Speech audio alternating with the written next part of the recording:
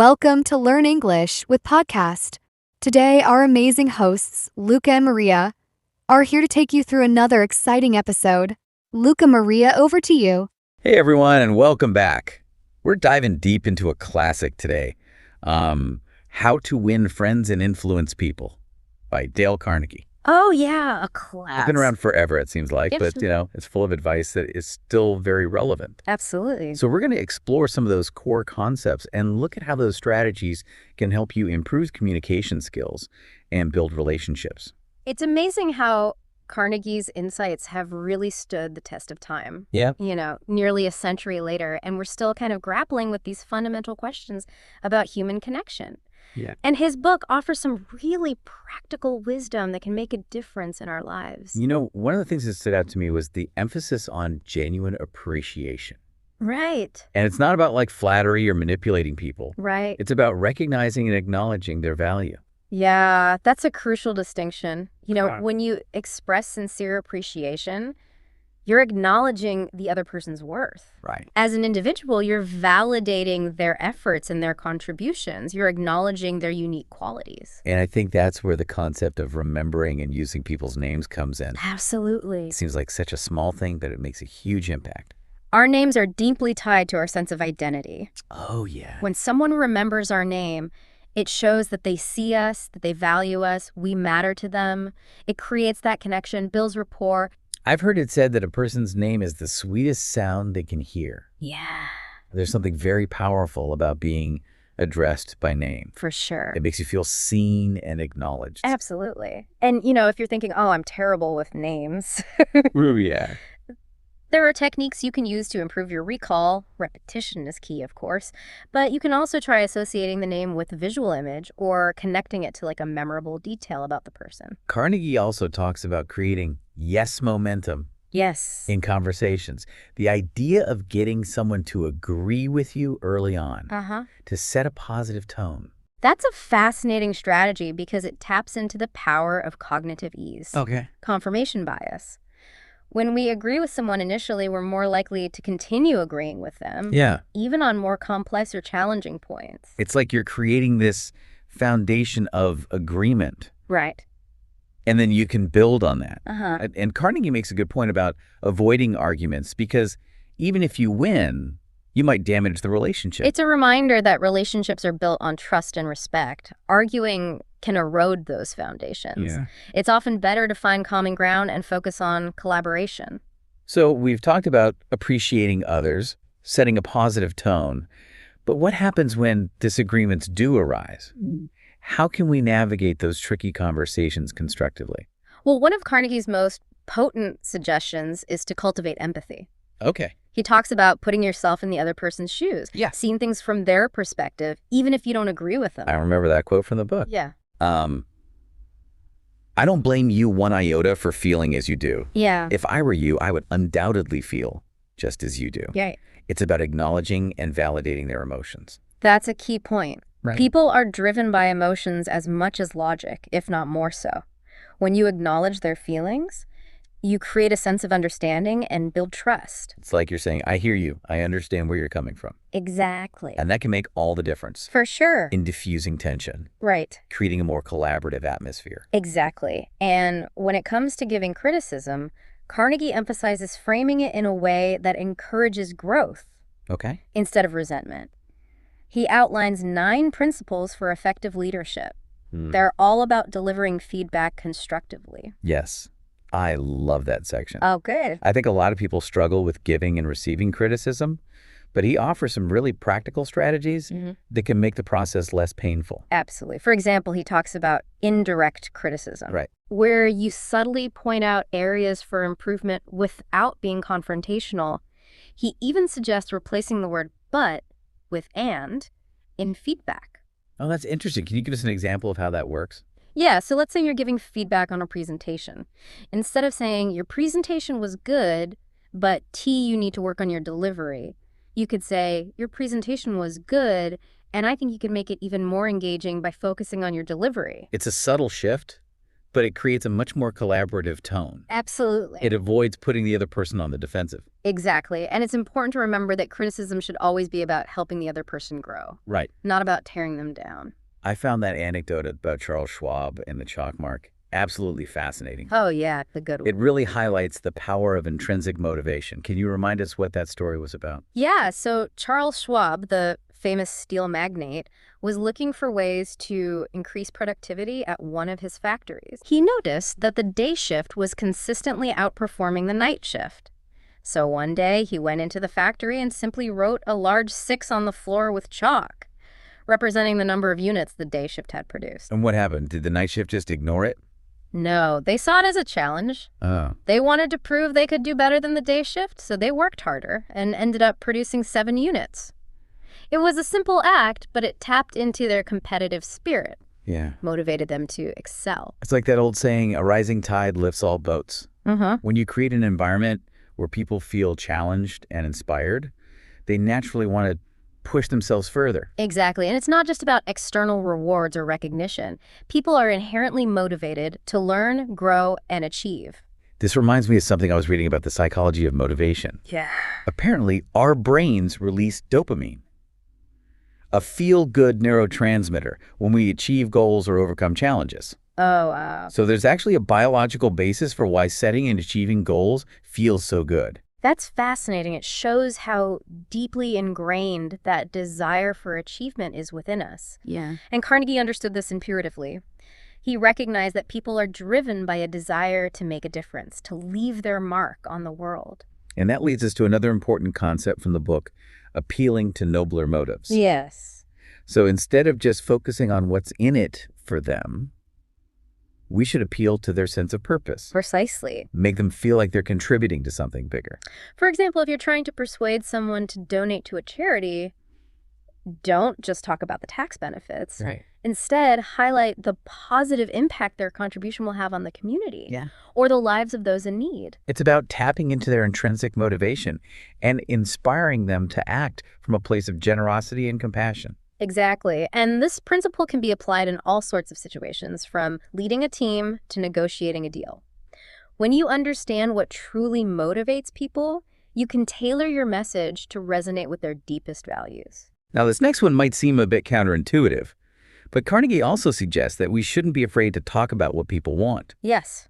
He emphasizes that to influence people, we need to understand their desires and show them how to achieve their goals. It's like that saying, you can catch more flies with honey than with vinegar. Precisely by focusing on the other person's needs and desires, you create a win-win situation. It's not about manipulating them, but about understanding what drives them and aligning your message accordingly. It makes me think about those times when I've been most successful in persuading someone. Yeah. It's usually when I've taken the time to really understand their perspective Right. and frame my argument in a way that resonates with their goals. It's about finding that sweet spot where their interests and yours align. Okay, but what about those times when our interests don't align? Like when we have a genuine disagreement with someone. I'll admit this is something I personally struggle with. I can be pretty passionate about my beliefs, Sure. and sometimes it's hard to resist the urge to debate. I hear you, but as Carnegie points out, arguments often lead to resentment even if you win. Yeah. It's about recognizing that a man convinced against his will is of the same opinion still. So what's the alternative? Yeah. How do you handle disagreements without getting sucked into an argument? One of Carnegie's most powerful suggestions is to simply avoid saying you're wrong. Okay. It's such a simple shift in language, Yeah. but it can make all the difference. Because it immediately puts the other person on the defensive. Exactly. Instead, try phrases like, I could be mistaken here, let's review the facts. Right. Or, I see your point, but I'm wondering if we've considered this angle. It takes the focus off of who's right and wrong and shifts it to a more collaborative search for truth.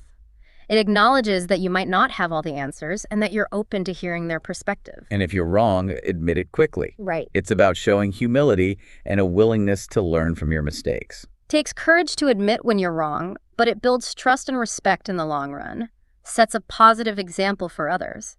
So we've talked about avoiding arguments, being willing to admit our mistakes. What are some other strategies for getting people on board with our ideas? Well, one technique that really stood out to me was the idea of getting the other person saying yes, yes, early on in the conversation. I like this one. It's about building momentum and creating an atmosphere of agreement. Exactly. It reduces resistance and makes the other person more receptive to your suggestions. Okay. And Carnegie suggests using the Socratic method, starting with simple, agreeable questions to establish that yes momentum. That's smart. Yeah. And then once you've got them nodding along, you can gradually introduce more complex or challenging ideas. Another powerful suggestion is to let the other person do a great deal of the talking. So it's about being a good listener. Yes, and not just passively listening, but actively encouraging them to share their thoughts and feelings. As Carnegie observed, I discovered quite by accident how richly it sometimes pays to let the other person do the talking. I think we all crave that feeling of being heard and understood. Absolutely, and when you give someone that space to express themselves, they often end up talking themselves into a solution, Right. almost like they're convincing themselves. Now, this next one is a bit sneaky, but I love it. Let the other person feel that the idea is theirs. Ah, yes, the art of subtle persuasion. It's about planting a seed and letting it grow organically. Because we're more likely to embrace an idea if we feel like we came up with it ourselves. Exactly. It appeals to our sense of autonomy and ownership. So instead of dictating solutions, try guiding the conversation in a way that allows the other person to discover the answer for themselves. Now, if we're going to talk about influence, we have to address the importance of empathy. Yeah. Carnegie argues that to truly connect with someone, you need to see the world from their point of view. I think that's where that quote about putting yourself in the other person's shoes comes in. Exactly. He says, if there is any one secret of success, it lies in the ability to get the other person's point of view and see things from that person's angle as well as from your own. It's about stepping outside of your own perspective, trying to understand the world through their eyes. And this applies to everything from understanding their motivations to anticipating their objections. It's like that saying, before you judge a man, walk a mile in his shoes. Exactly. It's about cultivating compassion and understanding even when you don't agree with the other person. One of the things that really struck me was Carnegie's emphasis on appealing to nobler motives. This is such a crucial point, he argues, that people want to see themselves as good and honorable. So it's about framing our requests in a way that aligns with their values and ideals. Precisely. Instead of focusing on personal gain or convenience, try highlighting the positive impact their actions will have on others or the greater good. It's about inspiring them to act from a place of integrity and purpose. And this applies to everything from leading a team to negotiating a deal. Now, I'm also a big fan of Carnegie's suggestion to dramatize your ideas. Yes, it's about making your ideas memorable and engaging. Because simply stating a truth isn't always enough to capture someone's attention or inspire them to action. Exactly. Carnegie encourages us to use showmanship to make our ideas vivid and compelling. We're bombarded with information all day long. To stand out, to make a real impact, we need to find ways to make our messages stick. So instead of just telling someone about a great hiking trail, show them stunning photos or videos that bring the experience to life. Or if you're pitching a new project, use visual aids or prototypes to help people grasp the concept and get excited about it. It's about engaging the senses and emotions to make your message more impactful. And Carnegie was writing long before the age of social media, but this advice is even more relevant today, right, Jake? Absolutely. In our visually driven world where attention spans are shrinking by the minute, the ability to dramatize your ideas is more crucial than ever. Think about the most effective presentations or marketing campaigns you've seen. They often use storytelling, humor, visuals, and emotional appeals to connect with the audience on a deeper level. It's not just about conveying information. It's about creating an experience. Exactly. And finally, Carnegie reminds us of the power of a challenge. It's about tapping into that competitive spirit that drives us to achieve and excel. Remember that story about Charles Schwab and the chalk mark? That simple act of writing a number on the floor sparked a competition between the shifts and boosted productivity. Yeah. It's about setting the bar high. Yeah. Inspiring people to rise to the occasion. We all have that potential for greatness within us, but sometimes we need a little push to unlock it. And when it comes to leadership and changing people's behavior without causing resentment, Carnegie lays out 9 specific principles. And these are gold. They're so practical. Let's start with the first one. Begin with praise and appreciation. It's about creating a positive and supportive environment before offering any constructive criticism. Exactly. It softens the blow and makes the other person more receptive to feedback. And I love this next one. Use indirect criticism. It's about finding subtle ways to point out areas for improvement without being confrontational. Like replacing the word but with and. Yeah. Such a small change, but it can make a big difference in how the feedback is received. And don't forget to admit your own mistakes. Right. It's about showing humility and creating a culture of learning, not blame. Now, when it comes to making requests, Carnegie suggests framing them as suggestions rather than orders. Right. It gives the other person a sense of autonomy, makes them more likely to buy into the idea. And always let others save face. It's about protecting their ego and preserving their dignity, Right. even when they make mistakes. Now, when someone does show improvement, be generous with your praise. It reinforces positive behavior and encourages them to keep striving for excellence. Okay. And this next one is so powerful, they give a good reputation to live up to. Yeah. It's about setting high expectations, Yeah. believing in someone's potential. People often rise to meet the expectations we set for them. Right. If we believe in them, they're more likely to believe in themselves. And when offering feedback, focus on encouragement and simplifying the task. Right. It's about breaking down complex tasks into smaller, more manageable steps and instilling confidence in the other person's ability to succeed. And finally, make them glad to do what you suggest. Okay. Highlight the benefits, show them how their actions will contribute to a larger goal, and create a win-win scenario. These 9 principles are like a roadmap Yeah. for effective leadership and influence. They're about creating a positive and supportive environment where people feel valued, respected, and inspired to do their best. Okay, so we've covered a lot of ground here. What stands out to you as the most surprising or impactful takeaway from How to Win Friends and Influence People? For me, it's the realization that even small changes in our communication style can have a profound impact on our relationships and our ability to influence others. It's like we have this incredible power to shape our interactions, Yeah. create more positive and productive outcomes just by being more mindful of how we communicate. And what's even more powerful is that these principles apply to all aspects of our lives, not just in the workplace, but in our personal relationships, our communities, even in our interactions with strangers. That's so true. It's about recognizing that everyone, regardless of their background or beliefs, shares that same basic human desire to feel valued, respected, and understood. If we can tap into that shared humanity, we can build bridges instead of walls, create a more harmonious and fulfilling world. It's like we have this power to shape our interactions and make things better just by being more mindful.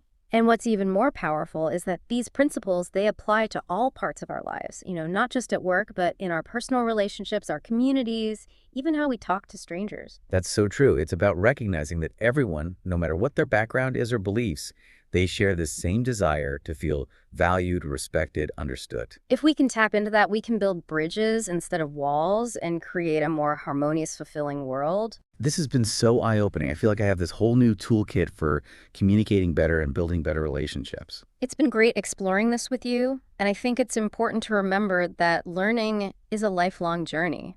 We can always continue to refine our skills and deepen our understanding of human nature.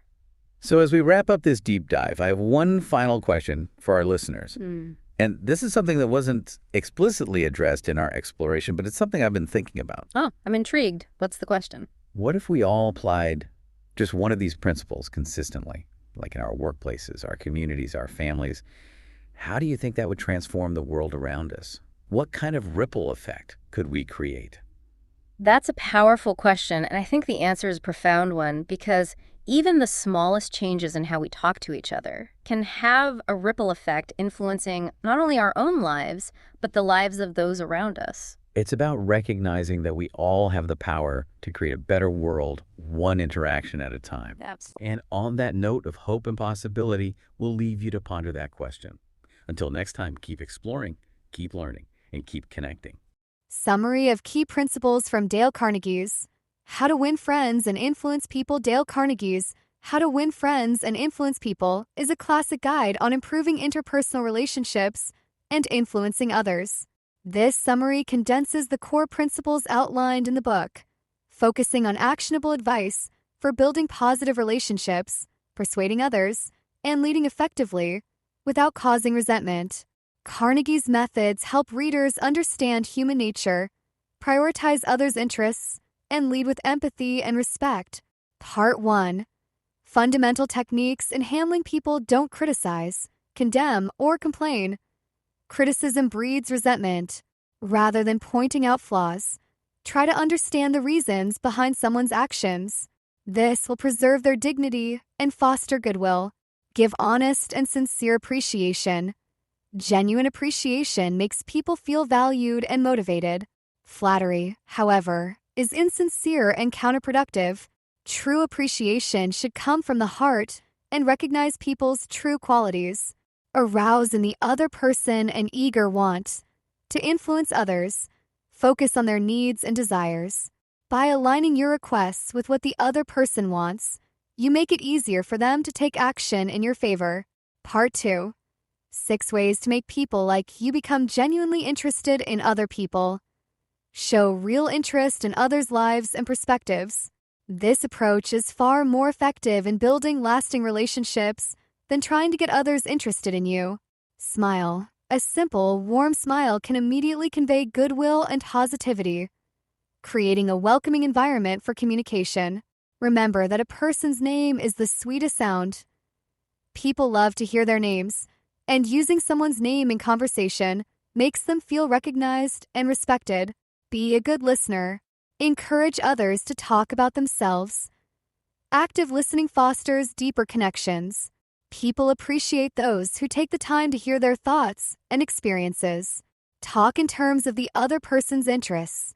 To engage others, speak about topics that interest them. This shows you value their passions and are willing to invest in their perspective. Make the other person feel important and do it sincerely. Simple acts of recognition can go a long way in making people feel valued. This is essential for building rapport and trust. Part 3. How to win people to your way of thinking. Avoid arguments. Even if you win an argument, it can lead to resentment. Instead, seek common ground and approach differences with openness. Never say, "You're wrong." Directly challenging someone's opinion is damaging. Instead, use softer language and focus on understanding, not opposing their views. If you are wrong, admit it quickly and emphatically. Acknowledging your mistakes builds respect and resolves conflicts quickly. Begin in a friendly way. A gentle and friendly approach is more effective than hostility, especially when faced with disagreement. Get the other person saying yes, yes immediately. Starting with points of agreement sets a positive tone and encourages cooperation. Let the other person do a great deal of the talking. People appreciate being heard.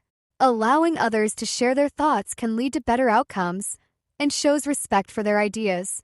Let the other person feel that the idea is theirs. People are more likely to act on ideas they believe are their own. Guide others to see your suggestions as their solutions. Try honestly to see things from the other person's point of view. Empathy is crucial for effective persuasion. Understanding others' perspectives helps you tailor your approach to their needs. Be sympathetic with the other person's ideas and desires. Show empathy for others' feelings, which can create a sense of mutual respect and trust. Appeal to the nobler motives.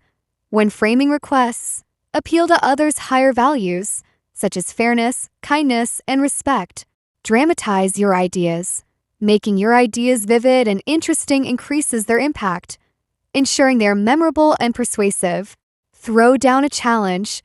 People are motivated by challenges. Encouraging competition or offering opportunities for growth can inspire action. Part 4. 9 principles for leadership and how to change people without causing resentment. Begin with praise and honest appreciation. When giving feedback, start with positive reinforcement to make the person more receptive. Call attention to people's mistakes indirectly. Instead of being confrontational, address mistakes tactfully to preserve the person's dignity. Talk about your own mistakes before criticizing. Sharing your own failures makes others more open to feedback and fosters a sense of teamwork. Ask questions instead of giving direct orders.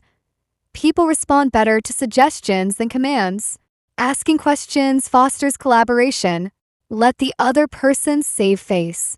Avoid embarrassing others in front of peers. Allowing them to save face maintains their self-respect.